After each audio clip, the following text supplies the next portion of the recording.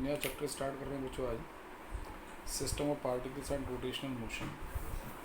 सबसे पहला जो टॉपिक इसमें सेंटर ऑफ मास आता है, उसको समझने के लिए सिस्टम ऑफ पार्टिकल को मतलब समझना पड़ेगा कि बॉडी वी नो दैट कि it is made up of particles. कोई भी बॉडी हो, कोई भी ऑब्जेक्ट है, पार्टिकल से मिलकर बनेगा, तो इस बॉडी को नाम करते हैं हम सिस्टम ऑफ पार्टिकल्स।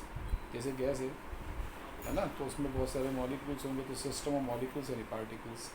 आयरन बोल है, रोड है, कोई भी ऑब्जेक्ट उठा लो आप, पार्टिकल्स ही होंगे, उनसे मिलके बना होगा। तो उसका सेंटर ऑफ मास क्या हुआ? पहली बात तो इस वर्ड से तुम कंफ्यूज नहीं हो कि ये सेंटर है। Centre of mass, centre word नहीं है केवल। तो centre of mass of body और सिस्टम ऑफ पार्टिकल, बॉडी कह दो या सिस्टम पार्टिकल कह दो, is a point at which total mass of the body assume to be concentrated. अब जैसे ये रोड है, इसका टोटल मास जिस पॉइंट पर एग्जिस्ट करता होगा, कैसे पता लगेगा कि अगर हम उस पॉइंट पर फोर्स लगाएं तो पूरा ऑब्जेक्ट आपको मूव करने लगे। ऐसा ना हो कि एक पार्ट मूव करे दूसरा ना करे, पूरा ऑब्जेक्ट, ठीक है ना। तो उसको नाम करेंगे सेंटर ऑफ मास। अब सेंटर ऑफ मास में एक बात आती है कि जो सेंटर ऑफ मास है, क्या वो सेंटर पर होगा? ये ज़रूरी नहीं है। ये डिपेंड करेगा कि बॉडी जो है ना, उसके अंदर जो मास का डिस्ट्रीब्यूशन है वो किस तरीके से है। अगर उसमें मास का डिस्ट्रीब्यूशन बिल्कुल यूनिफॉर्म है, ठीक है ना, चारों तरफ बिल्कुल बराबर है, या जो भी शेप उसकी है, उसकी ऑल साइड्स में बिल्कुल इक्वल है, तब तो जो सेंटर मास होगा सेंटर पर आएगा। अगर ऐसा नहीं तो नहीं आएगा, ये फैक्ट है। यानी it will depend upon the distribution mass inside the body. अगर वो यूनिफॉर्म है तो सेंटर मास सेंटर पर होगा, नहीं है तो नहीं होगा। तो उसके बाद सेंटर ऑफ मास जो होगा वो इनसाइड बॉडी होगा, ऐसा भी ज़रूरी नहीं है। ये डिपेंड करेगा बॉडी की शेप पर। अब जैसे सॉलिड रोड है, इसका सेंटर मास इसी के अंदर। सॉलिड स्फीयर है, सेंटर मास सेंटर है इसी के अंदर है ना। बट आप ये तो नोटिस करो, ये शेप है, सेंटर मास यहाँ पर है। अब आप देखो मटेरियल तो यहाँ है ना, मटेरियल तो ये है सारा, सेंटर मास यहाँ पर है, ये तो इसके अंदर नहीं। तो ऐसे हो गया ना, सेंटर मास यहाँ पर है। अब मटेरियल तो हाथ तो मेरा यहाँ है, यहाँ कोई हाथ मेरा है, तो इसके अंदर तो नहीं आ रहा। सर्किल है, देख रहे हो, सर्किल है, तो सर्किल तो मटेरियल तो सर्किल पे, यहाँ कोई तार है, तार को तुमने सर्कुलर फॉर्म में बनाया, तो तार तो यहाँ पर है ना, मास तो सारा यहीं पर है, लेकिन सेंटर मास यहाँ पर। इसलिए डिपेंड करेगा, इस बात पर डिपेंड करेगा कि जो शेप है बॉडी की वो क्या है ना। अब देखो, जैसे मैंने बोला है कि centre mass of uniform solid rod, solid sphere, solid cylinder, solid triangle, सब इनसाइड द बॉडी होगी। But in case of hollow shape, circular shape है, सेंटर मास जो होगा सेंटर पर होगा, but at this time centre is not lie in the body. मैंने बताया ना, जो सेंटर है तो सारा मटेरियल तो भी एक तार है, तार बिल्कुल सीधा था, आपने उसे ऐसे मोड़ दिया, तो तार तो यहाँ पर हुआ ना, सारा मास तो यहाँ है, सेंटर यहाँ पर। या इस केस को लो, देखो आप, ये आपने ऐसे बनाया, यूँ बनाया, सेंटर मास यहाँ पर आ गया, तो मटेरियल तो यहाँ पर है, इसके अंदर तो नहीं, बाहर आ रहा है, ठीक है ना। अब इसमें एक दूसरी बात ये कहते हैं, if external force is applied on a body then it is distributed on the particles of the body. Obviously अगर हम किसी बॉडी पर कोई फोर्स लगाएंगे तो वो फोर्स उसके पार्टिकल में मिल जाएगा, डिस्ट्रीब्यूट होगा। But total impact of force कहाँ पर होगा? उसके सेंटर ऑफ मास पर, ठीक है ना। ये मैंने आपको दिखाने की कोशिश की, जैसे इरेगुलर शेप बॉडी है तो इसका सेंटर ऑफ मास उस तरफ होगा जिधर ज़्यादा मास है, और रेगुलर शेप बॉडी है तो ठीक उसके सेंटर पर आ जाएगा। अब यहाँ से एक बात और सिखा रहा हूँ, देखो, जैसे आपने कहा ये हैमर है, ऑब्वियसली इधर मास ज़्यादा ही कम है, तो सेंटर मास यहाँ कहीं होगा, बिल्कुल ऊपर भी नहीं होगा, मास नीचे भी है, लेकिन यहाँ नहीं है, सेंटर पे नहीं है, यहाँ पर है, ठीक है। अब अगर मैं एक फोर्स लगाऊँ इस पर, ऐसे लगाऊँ या ऐसे लगाऊँ, और बच्चों ये जो लाइन मैंने ड्रॉ कर रखी ना, ये फोर्स से पास होने वाली लाइन है, फोर्स की डायरेक्शन में नहीं कह रहा हूँ मैं, इसको कहते हैं line of action of force.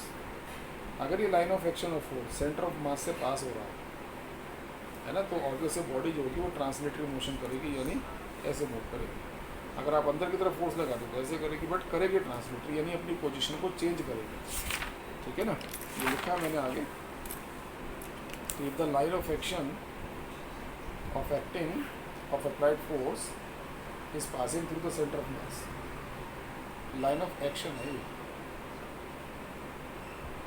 If line of action passing through centre of mass of the body then body performs translatory motion, ये कंडीशन है। अब मान लिया अगर हमने सेंटर ऑफ मास वाली लाइन तो ये है, लाइन ऑफ एक्शन ऐसे चला गया, फोर्स जो है उससे परपेंडिकुलर आ रहा है, तो बॉडी रोटेट करने लगेगी। और अगर आप कहते हैं सर ये कंडीशन हो तो तो आपको साफ दिख रहा है, इसका एक कंपोनेंट इधर जाएगा, एक इधर जाएगा। ये कंपोनेंट उसको ट्रांसलेटरी कराएगा, ये रोटेट कराएगा। तो वो स्पेस में जो बॉडी होगी वो ट्रांसलेटरी मोशन भी करेगी, रोटेशन भी करेगी, है ना। सेंटर ऑफ मास की इंपॉर्टेंस। अब formula for centre of mass of two particle system, अगर मान लिया मेरे पास किसी सिस्टम में दो ही पार्टिकल है, जैसे HCl का मॉलिक्यूल है, उस पर दो पार्टिकलों के क्या HCl, तो उसके सेंटर ऑफ मास का फार्मूला क्या है ये मैं देखना चाह रहा हूँ। तो ये दोनों particle A and B, origin के रेस्पेक्ट में इनकी जो पोजीशन है वो R1 R2 है, और इनको ज्वाइन करने वाली लाइन पर कहीं सेंटर ऑफ मास होगा। क्या सेंटर में होगा? नहीं, डिपेंड करेगा। जैसे HCl के केस में Cl हैवी है तो Cl की तरफ होगा, समझे ना। तो वो फिलहाल मैंने यहाँ C दिखा दिया, ऐसे मान लो, और इसकी पोजीशन है RC। ये बच्चों FAB और FB जो दिखा रहा हूँ ना मैं, ये A पर फोर्स लग रहा है B से, और ये B पर फोर्स लग रहा है A से। इनको नाम करते हैं इंटरनल फोर्सेस। हमें कैसे पता लगा इनकी डायरेक्शन ऐसे है? मैं मान के चलाऊँ कि दोनों एक दूसरे को अट्रैक्ट कर रहे हैं। अगर ये रिपेल कर रहे होते तो फोर्स इधर बनवाते, कोई दिक्कत नहीं, समझ गए। और ये जो दिख रहा है ना F1 एक्सटर्नल F2 एक्सटर्नल, मैंने सिस्टम पर कोई एक्सटर्नल फोर्स लगाया होगा, तो मेरे फोर्स लगाने से इसके जो दो पार्टिकल्स हैं उनमें फोर्स आया होगा, लगा होगा एक्सटर्नल फोर्स। इस पर लग रहा है F1 एक्सटर्नल लिख दिया मैंने, इस पर लग रहा है F2 एक्सटर्नल। ये जो मैंने एरो दिखाया ये मैंने ऐसे एज्यूम कर लिया कि इन फोर्स की डायरेक्शन रही होगी, है ना। क्या रही हुई पता नहीं, रैंडम डायरेक्शन होगी, कुछ भी मान। ये सारा कुछ यहाँ लिखा हुआ, सब कुछ ये लिखा हुआ। आप देखो यहाँ पर ये लिखा मैंने, बोथ दीज फोर्सेस, कौन कौन से? FAB and FB। Both these forces are internal forces. If an external force is applied on the system, then on particle A and B, these are F1x, F2x। अब पहले particle पर total force कितना? एक ये और एक ये, इनका वेक्टर सम कर लो। दूसरे पार्टिकल पर ये दोनों, इनका वेक्टर सम कर लो। और पूरे सिस्टम पर कितना? जो इस पार्टिकल का और जो इस पार्टिकल का, उसका वेक्टर सम करोगे। देखो जैसे फर्स्ट पार्टिकल ए पर F1 लिखा मैंने, FAB प्लस F1 एक्सटर्नल। दूसरे पार्टिकल पर F2, FBA, F2 एक्सटर्नल। और पूरे सिस्टम पर F1 F2, ये फर्स्ट पार्टिकल सेकंड पार्टिकल के फोर्स का वेक्टर सम, ये लिख दिया मैंने।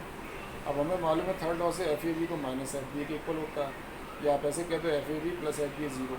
तो ये FAB प्लस FBA 0 कर दो क्या, तो क्या रह जाएगा? ये रह जाएगा। यानी जो नेट फोर्स है ना वो एक्सटर्नल फोर्स के बराबर। ये इससे हमने ये भी सीखा कि जो इंटरनल फोर्सेज होते हैं ना वो ख़त्म हो जाते हैं आपस में, ठीक है ना। अब इसकी जगह मैं एम लिख सकता हूँ। मुझे मालूम है टोटल फोर्स कहाँ पर अपीयर होगा? सेंटर ऑफ मास पर। तो ये एक्सेलरेशन जो होगा सेंटर ऑफ मास का होगा, बाकी ये दोनों पार्टिकल का होगा। अब मुझे मालूम है कि ए को मैं लिख सकता हूँ d2/dt² ऑफ RC। अगर पोजीशन को हम दो बार डिफ्रेंशिएट करते हैं तो यू नो दैट एक्सेलरेशन आ जाता है।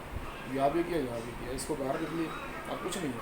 MRC हम इसको लिख दिया यहाँ के, और d2/dt² हट गया तो ये आ गया। और RCM निकालने के लिए लिख देंगे एम की जगह, मैंने एम को लिखा। अब आप देखो ना, अगर दोनों मासेस इक्वल होंगे तो मैं दोनों की जगह लिख दूँगा M। तो ये आ जाएगा R=R1 + R2/2, यानी कि masses of the two particles are equal, then centre of mass will be at the mid point of the lining chain. तो एग्जैक्टली जो सेंटर पे आएगा ना वो तभी आएगा जब मासेस का डिस्ट्रीब्यूशन इक्वल होगा, यानी चारों तरफ मासेस इक्वल होंगे। अगर कहीं भी अनइक्वल है तो ऑब्वियसली वो हैवियर मास की तरफ चला जाएगा।